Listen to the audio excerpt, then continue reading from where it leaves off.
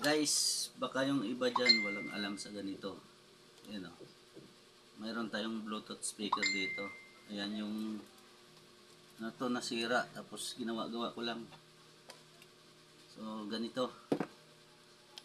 Ayan yung kanyang ano, speaker na sa ilalim.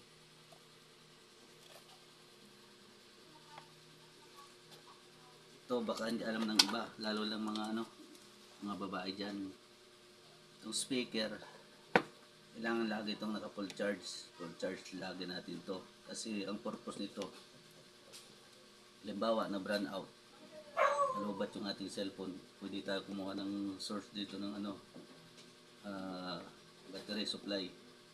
So ganito lang yung gagawin. Ito tayong charger, kasi USB naman to eh. Yan, tanggalin lang natin yung charger, yung cord nya, tapos saksak natin dito sa yan, USB nya output, tapos on lang natin.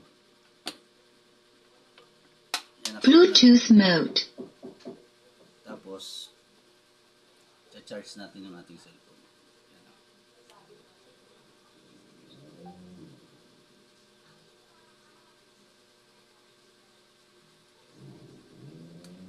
Guys, so para makita nyo,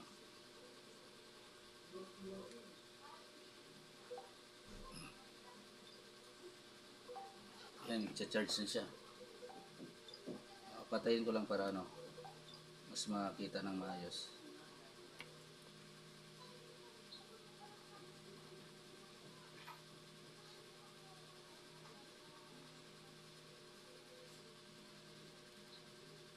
Kasi sa ano, baka ng ano, mga iba dyan, di nila alam ganito yung purpose. Gamit lang tayo ng gamit ng ganito, pero mayroon palang ibang ano, ang USB output nito. May ibang purpose. Ayan guys, pinatay ko yung cellphone. Ngayon, charge ko siya. Charge lang natin yan, plug lang natin.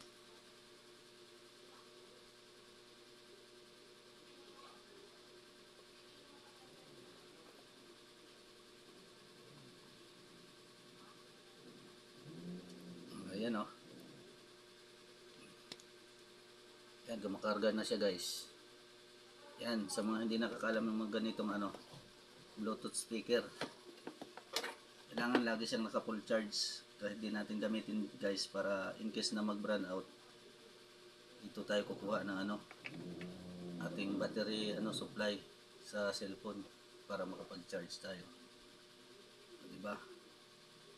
Patayin mo lang siya ganyan pag puno na. Tapos on mo lang pag nag-charge. Bluetooth mode. Ayan o. Ganun lang kasimple guys. Salamat po sa ano, panonood.